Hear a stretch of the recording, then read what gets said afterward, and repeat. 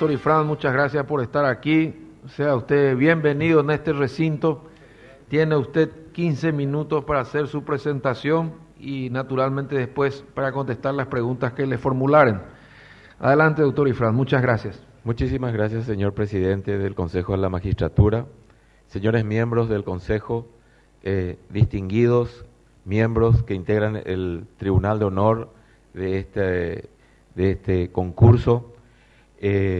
Realmente para mí constituye un desafío muy grande poder estar ante y exponer mis ideas ante tan calificado tribunal. Pero mi transitar por el Poder Judicial de hace 3 décadas creo que me lleva a focalizar ciertas debilidades que tiene el Poder Judicial. Y es por ello que, a pesar de que creo me juega una mala pasada mi apellido, porque voy a ser el último y creo que los temas debatidos aquí, todos los anteriores candidatos lo han hecho. Sin embargo, desde mi óptica, también yo coincido con ellos que son problemas que son acuciantes para el Poder Judicial. No olvidemos que el rol del Poder Judicial, cuando recurrimos a la historia del derecho constitucional, data desde el año 1813, cuando se establece el reglamento de gobierno y se instituye el consulado, que después pasa a ser obviamente la dictadura perpetua. Y la función del Poder Judicial no es nada trascendente. Después, a partir de la Constitución de 1844 y transitando por las demás constituciones, llámense esta, 1844, 1870, 1940 y 1967, se instituye el sistema presidencialista que evidentemente tiene una relevancia mucho más grande que la función que debería de haber cumplido siempre el Poder Judicial dentro del rol de un Estado de Derecho. Con la vigencia de la Constitución de 1992, creo que se enmienda eso y se da la función que realmente tuvo que tener siempre el Poder Judicial. Ello implicó, obviamente, para los primeros ministros de la Corte, un desafío muy grande, porque la problemática del Poder Judicial siempre existió. Pero esto hizo que los ministros de ese entonces tengan que implementar una nueva política, que tal vez no tuvo los resultados que ellos habrán querido desear, pero en alguna medida cumplieron con sus expectativas. Y una de las que yo veo, luego de haber estado como miembro del Tribunal de Apelación del Alto Paraná, es que en ese entonces la verdad que los juzgados y tribunales no eran lo suficiente para los que vivían dentro de ese departamento. Pero mucho peor era antes, cuando solamente tenían que recurrir a reclamar sus derechos dentro de nuestra capital únicamente. Yo, cuando fungía de juez, recuerdo que realizaba constituciones judiciales hasta en lo más recóndito de nuestra patria. Iba al Chaco, a Pedro Juan Caballero, porque era el juez quien se tenía por escasez y por la falta de confianza que se tenía del juez de paz. Entonces, la función o el rol que cumple en la actualidad es mucho más trascendente y es de muchísima más responsabilidad. Y eso tiene que ser consciente un ministro o el que pretende acceder al cargo de ministro. Es una responsabilidad muy grande y tiene que poner todo de sí para que ello sea posible. En ese tren de cosas, en ese crecimiento que se produce, obviamente tenemos muchísimas dificultades y muchísimas debilidades dentro del Poder Judicial. Se habla, por ejemplo, de la falta de capacitación de los magistrados. No es por quedar bien con este consejo, pero a partir de la vigencia de este consejo, creo que ellos con estos concursos de méritos y aptitudes que están haciendo, están produciendo ternas donde los 3 mejores están entrando. No hay injerencia ya de nadie. Cada uno tenemos que tener nuestros méritos para poder acceder ahí. Lógicamente, no se reduce a los magistrados únicamente, también se reduce a los funcionarios. Y la capacitación de funcionarios es un problema que tiene y va a tener siempre todas las cortes. Todos los que estamos en la docencia sabemos bien que los alumnos que apenas ingresan a la facultad, lo primero que hacen es solicitar su ingreso al Poder Judicial. ¿Y cuáles son los mecanismos para acceder a ese puesto? Es un mecanismo muy sencillo, es un test psicotécnico. Sin embargo, no se hacen estudios de conocimientos, test de conocimientos para estos funcionarios. No tienen los más elementales conocimientos de lo que se llama derecho procesal. Todos los juicios se tramitan en los no ante el juez o tribunal, sino que ante la secretaría. Y estos funcionarios van a parar a la secretaría y, lógicamente, hay una deficiencia porque, como no tienen conocimiento muchas veces, hasta de buena fe, no le dan la debida atención que merece un profesional pasillero, un profesional abnegado que anda por los pasillos. Lógicamente, la preparación de toda persona queda a cargo de uno mismo. Yo no voy a decirle a tal o cual que estudie o no estudie, ni con mis hijos puedo hacer muchas veces darle orientaciones sobre lo que tienen que estudiar, menos podría hacer con un tercero que no lo conozco. En el caso de acceder a la corte, yo voy a proponer entonces unos mecanismos más rígidos para que se ingresen los funcionarios, y tal vez podríamos emular al Consejo de la Magistratura y hasta mismo puntuar o hacerle exámenes de conocimiento, no solo de los códigos procesales, sino que de la ley fundamental como es la Constitución paraguaya. Otro tema que viene siempre al tapete es el relativo a la morosidad. Bueno, yo indudablemente voy a tratar de arbitrar los medios para combatir la morosidad. Para mí, el medio más apto, para mí, eso es muy individual, serían los mecanismos de control de gestión.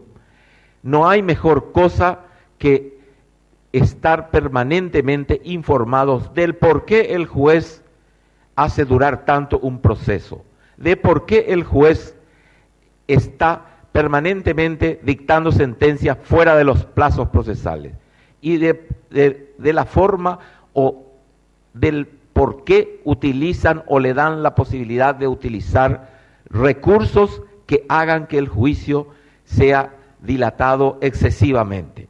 Nosotros los jueces, y recuerdo un profesor me decía, tenemos que ser firmes y rechazar la apelación si no corresponde. O si no, se vuelve un árbitro importante dentro del proceso el mismo juez, el mismo abogado, que trata siempre de dilatar el proceso cuando sus posibilidades de triunfo obviamente se ven comprometidas. También una de las formas de combatir la morosidad, desde mi óptica, es dando mayor participación a los medios alternativos, llámese ellos mediación o tal vez los facilitadores judiciales que en estas épocas están teniendo una trascendencia inusitada. Estas personas son ciudadanos que están ayudando a la justicia para resolver con sus consejos las disputas personales o particulares antes que aconsejarle a ingresar a los tribunales para que ellos litiguen ahí sobre sus causas. Este sistema de facilitadores judiciales que tiene una vigencia muy importante en países de Centroamérica, tienen obviamente que ser potenciado para evitar la cantidad inmensa de expedientes que van teniendo día a día los juzgados y tribunales. Otra de los temas que me gustaría debatir acá es el relativo a la corrupción. Yo soy un convencido de que Dios nos da dos caminos siempre, o elegir el camino del bien o elegir el camino del mal. En el caso de los magistrados, creo que Dios nos da también dos caminos, o elegir ser corruptos o elegir no estar en la corrupción. Por lo que este mal endémico obviamente depende de la persona, pero la Corte Suprema de Justicia debe velar para que no quede ni un minuto más en su puesto un magistrado que está transitando por la corrupción. Si no lo somos, tenemos que dar por lo menos visos o transparencia de que sí lo somos. Por ello, es muy importante que un magistrado pueda mirar de frente a cualquier abogado o cualquier justiciable para decirle que él no está involucrado en ese mal endémico. Pero la corrupción no se le puede atribuir únicamente al magistrado. También yo soy consciente que de los funcionarios existen muchos funcionarios que están involucrados en ese tema. Y para ello yo propondría que se establezcan denuncias preservando la identidad del denunciante y que la Corte tome medidas y establezca los sumarios correspondientes y, de ser cierto, ni un minuto más pueda estar en su puesto dentro de los tribunales. Lógicamente, yo durante mi visita a Corea, invitado por la COICA, he visto que existía el programa de digitalización de los procesos. Y como soñador que soy, y como sueño para el Poder Judicial lo mejor, ¿quién no querría que ese sistema se implemente? Cuando investigué o indagué los costos, dije, no importa, puede ser que algún día esto se implemente. No obstante ello, yo concuerdo y creo que se debe proteger el sistema Judisoft que tenemos actualmente y potenciar no solamente a las capitales departamentales, sino que se extienda a todos los juzgados que existen dentro de la República del Paraguay, para tratar de ver que esta justicia nuestra, que está tan desgastada, pueda volver y pueda estar otra vez en el sitial de que la ciudadanía confíe de que existen todavía jueces probos y capaces y que estamos en manos de este tipo de personas. Para terminar, yo quisiera decir que siempre le pido a Dios que siga poniendo sus manos sobre mi cabeza y que yo siga siendo el juez honesto, transparente y diligente. Y que al aplicar la ley, lo haga teniendo en cuenta los elementales principios que adornan a los derechos fundamentales que tiene el hombre, y no solamente eso, siempre que en todas las sentencias tengan un alto contenido ético y moral. Muchas veces me pregunté yo, ¿soy un juez jurista o soy un juez legalista. El juez legalista es aquel que aplica la ley con los ojos vendados. Sin embargo, el jurista es aquel que aplica la ley justo, teniendo en cuenta la justicia del fallo, sin mirar a quién, si ésta le cae mal al poderoso o al débil. Agradezco, señor presidente, me hayan tenido que escuchar y estoy dispuesto a escuchar sus... creo que no me rebasé en el tiempo, así que estoy en condiciones de escuchar. No, doctor Ifrani, le agradecemos porque, como usted sabe y lo hemos dicho, hoy somos 6 postulantes y después al terminar queremos dar una información general para todos.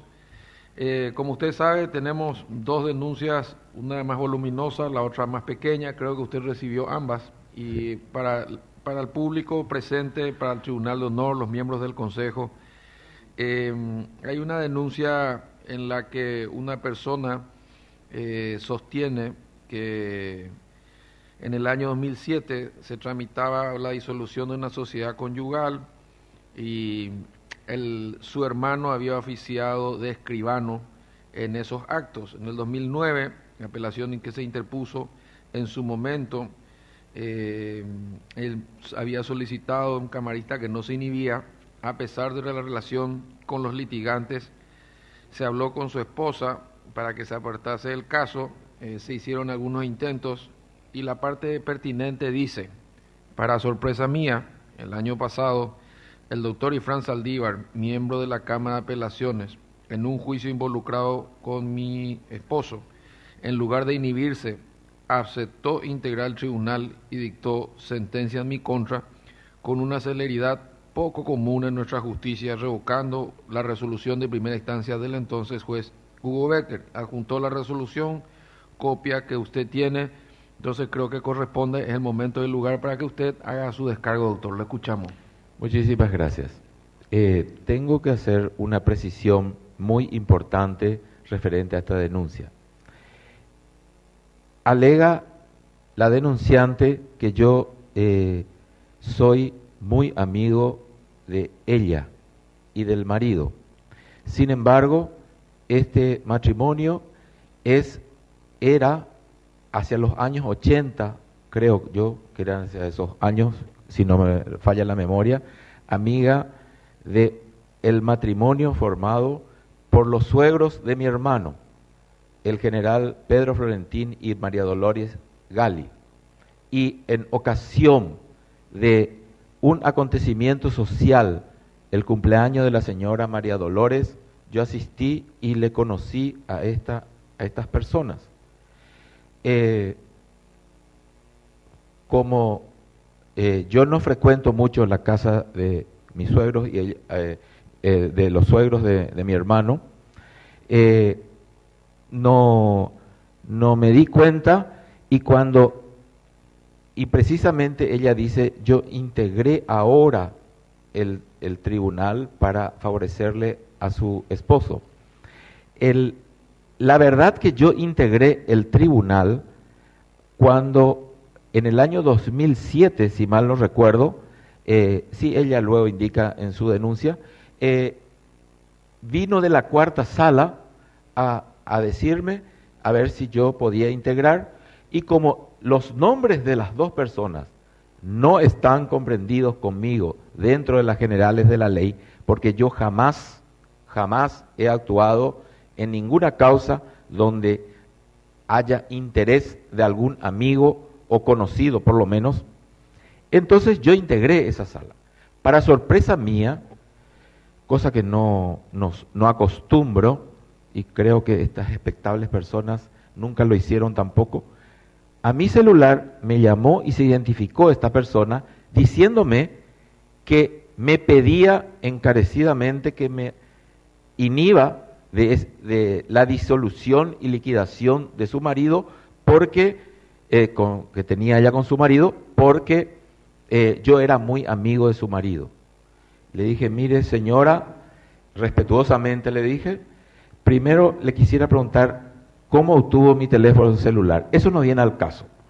Bueno, En segundo lugar, le quiero indicar que yo solamente me aparto de los casos, porque esa es mi obligación que asumí, cuando yo veo que existe una de las causales previstas en el artículo 20 del Código Procesal Civil. Y quedó ahí hasta que recibí un segundo llamado y me dijo que había resuelto. Y entonces le dije, mire, consulte usted con su abogado y vea la forma de qué causal puede alegar en mi contra. Y así lo hizo. Ella se presentó por derecho propio y me pidió que me aparte del caso por existir amistad con ella. La verdad que esa amistad no la tengo, pero al presentarse eso y traerme el actuario de la cuarta sala, tuve que analizar y tenía dos opciones: o enviar el informe a la Corte para demostrar que no existía tal amistad, o para que ella tenga la tranquilidad de que iba a poder disolver y liquidar la sociedad conyugal tranquilamente y sin tener un juez que según ella soy yo, ¿verdad?, parcialista. A posteriori, ya en mi sala, no integré yo el tribunal, en la quinta sala, no conocía yo, había sido que se planteó una demanda en el juzgado de primera instancia, la denunciante contra su hija y su marido. Y el marido se presenta y plantea una excepción de falta de acción que tuvo éxito en primera instancia, haciendo lugar a la excepción. Y acá me viene a la memoria, a lo mejor el abogado de este señor habrá sido alumno también del profesor Encina Marín, porque yo recuerdo que él en sus clases magistrales nos recomendaba que aunque salgamos gananciosos, apelemos, porque a lo mejor conseguíamos algo más en segunda instancia. Y esta persona, habiendo salido ganancioso en la excepción de falta de acción, apela y viene a la quinta sala, se hace el sorteo y con voto del doctor Carlos Escobar, mi compañero de sala, no salió ninguna sentencia a favor de este señor, sino que se tuvo por desistido de la apelación que él mismo había promovido. Doctor Ifrán, yo le ruego, ahora sí estamos ya excedidos, centrarnos en la respuesta. Sí. Tengo como 7 preguntas para usted. Bueno, muy bien. Sí. Y entonces creo que va a tener oportunidad. Ahora también hay una segunda, y siempre hacemos la aclaración de que nosotros transferimos todo esto, es un hecho del año 2001, tiene 13 años y se refiere a lo siguiente, ¿verdad? Voy a leer solamente la parte pertinente. Me inicié en la carrera de Derecho luego de concluir Ingeniería Mecánica y la del MAE. El profesor Linneo Augusto Ifrán Saldívar fue mi examinador en la materia de Medicina Legal en la Facultad de Derecho de la UNA, según el acta 17612 del 3 de diciembre del 2001. El denunciante explica en su relato que al final usted le había hecho una pregunta: ¿a partir de cuántos grados se considera fiebre? Según su respuesta a condición de padre, él respondió 3,5 grados. Y usted le habría respondido de manera prepotente: fiebre es a partir de 36,7. Por esa razón, dice él, se tuvieron un incidente muy fuerte en la mesa y usted le restó puntos en su examen y él deduce a partir de ahí de que una persona prepotente y autoritaria para tomarse con un alumno de esta manera no podría o no debería acceder al cargo de ministro de Corte. Nosotros trasladamos las denuncias que recibimos y queremos que la gente, no solamente el afectado, escuche una respuesta de su parte. Muchísimas gracias. Sí. En primer término, la fecha del examen es del año 2001, han transcurrido 13 años. Tenemos que, cualquiera que es profesor de la facultad sabe que las mesas en ese entonces se constituían con el profesor titular o presidente de mesa y los vocales quienes acompañaban. Y los exámenes en ese entonces, no como ahora, no eran por puntos, sino que era global. Yo tengo que ser sincero. En primer lugar, no recuerdo haberle preguntado tal cosa. Y tampoco recuerdo cuál es la respuesta que este alumno me dio. En el supuesto que lo haya hecho, cualquier texto de medicina legal o cualquier médico pueden testificar que febrícula es a partir de 37 grados. Y yo no acostumbro a ser soberbio o a hacer preguntas que perjudiquen al alumno. Generalmente hago para que se luzcan ante su profesor, porque él es al final el que tiene que calificar. Yo no califico, yo no era presidente de mesa. Recuerdo muy bien, porque consulté inclusive, el presidente de mesa era el profesor doctor González Petit.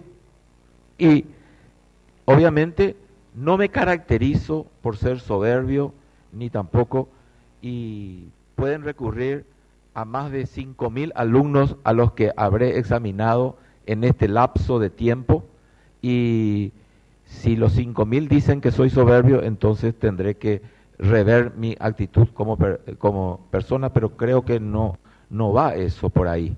Yo trato de ser siempre lo más ecuánime posible. Muchas gracias, doctor. Tengo 6 preguntas. Les ruego que haga uso de toda su inteligencia y capacidad para precisar la respuesta. Sí. Los niños, los jóvenes, las personas de la tercera edad y las personas excepcionales gozan de una protección y asistencia especial según la Constitución. ¿A qué órganos del Estado se encomienda hacer efectivos estos derechos? Pregunta el Tribunal de Honor. En primer lugar, tendría que ser el mismo Poder Ejecutivo a través de los organismos pertinentes y sin restar autoridad, desde mi óptica, a los órganos que integran las municipalidades de toda la República. Gracias, doctor Ifrán. ¿Cuál es el concepto de la llamada adjunción regulada por el Código Civil en la parte de los derechos reales y sobre las cosas? Tribunal de Honor. Sí, la adjunción es un instituto que es muy poco utilizado, pero que en materia de derechos reales tiene su trascendencia. Y como profesor de derechos reales también que imparto, suelo poner énfasis sobre la importante función que cumple este Instituto del Derecho.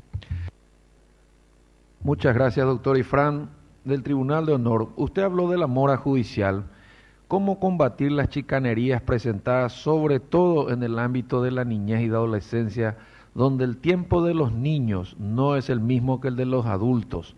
¿Cuáles serían las sanciones concretas a aplicar?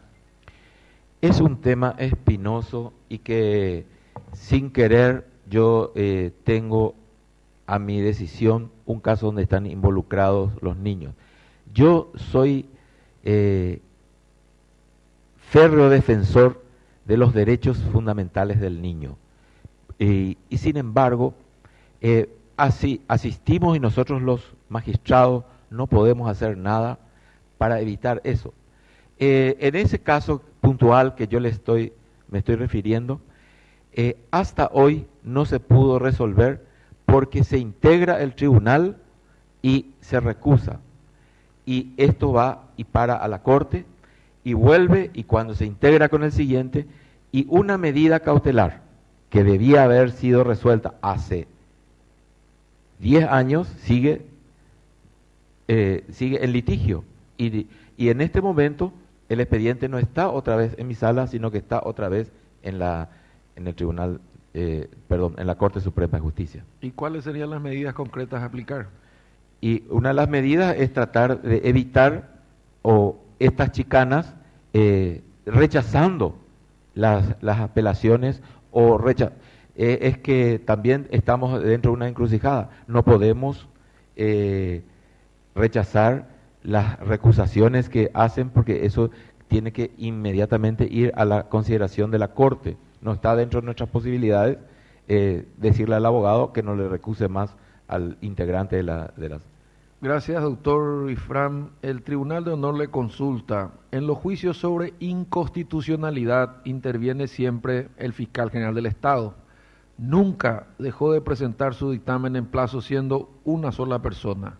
Los 3 ministros de la Sala Constitucional cuentan con numerosos relatores. ¿Cómo se explica la mora tan grande de una sala siendo 3 sus miembros? ¿Esto ocurriría con usted en la hipótesis que integrara el Superior Tribunal? Realmente es una realidad y les agradezco que me hagan esa pregunta. Yo atribuyo a que las acciones de inconstitucionalidad en estos tiempos constituyen la 4ª instancia. Entonces hay una excesiva cantidad de expedientes. Y recordándole al profesor Alvarado Belloso, me decía él que ustedes más que yo saben que el requisito fundamental para que prospere una acción de inconstitucionalidad es la arbitrariedad del fallo.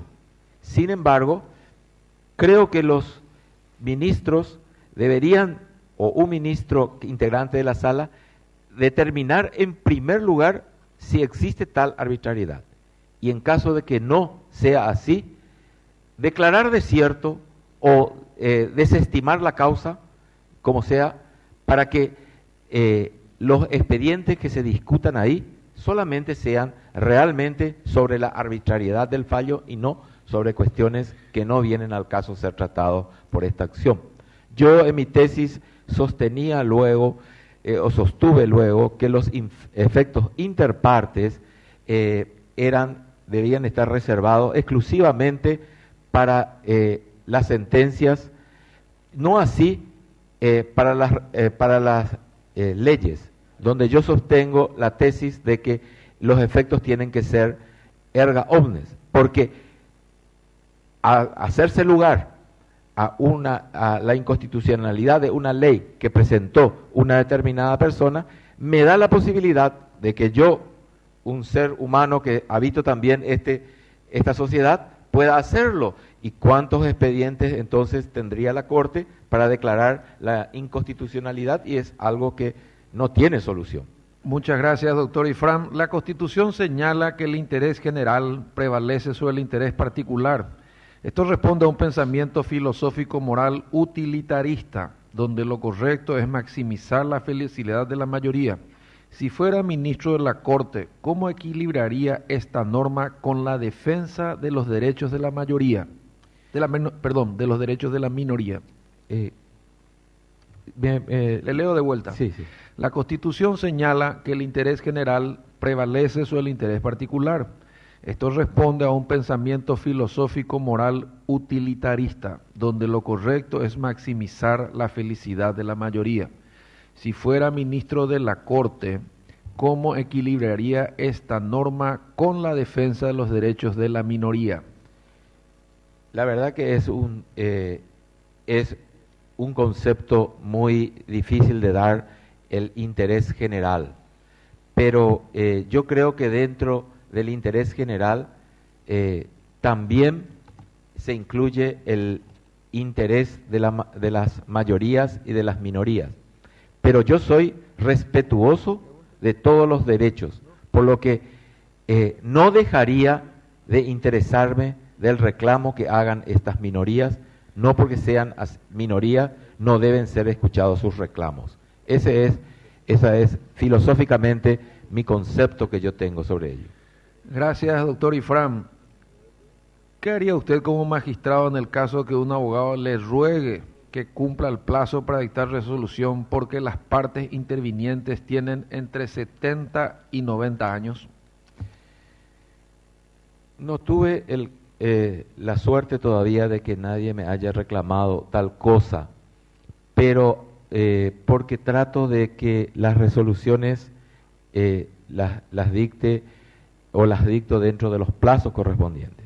Mi sala se caracteriza por ser muy diligente y generalmente hoy por hoy, hasta la denunciante de hoy se sorprende de que se hizo una resolución con una rapidez inédita en los tribunales, y esa es la quinta sala a la que integro actualmente, y querría trasladar ese mismo criterio a la sala constitucional en caso de que yo integre alguna vez. Gracias, doctor Ifrán. El doctor Juan Ramón Buenojara le quiere dirigir una pregunta. Con mucho gusto. Bueno, en realidad es mi última intervención y como representante del gremio de los abogados. En primer lugar, quiero agradecer a los miembros del Tribunal de Honor. Ustedes no se imaginan, y estoy seguro que mi compañero Ian Sala también comparte esto, cómo los abogados agradecen su tiempo invalorable en forma sacrificada y honoren hayan estado casi el 100%, todos los miembros escuchando y participando. Vaya mi agradecimiento en nombre del gremio de los abogados. Y al doctor Ifrán Saldívar, solamente le quiero decir una cosa. Me encantó cuando usted dijo que la honestidad o la corrupción es una opción de vida. Yo creo que una persona que tiene esos conceptos bien claros, evidentemente es un aporte al bien de la justicia paraguaya. Muchísimas gracias, doctor. Muchas gracias, doctor Ifrán. Hemos concluido con las preguntas de los miembros también del Tribunal de Honor, pero antes que usted se retire y salgamos de la transmisión, permítame aprovechar, pasarle una información a usted y a sus 51 compañeros.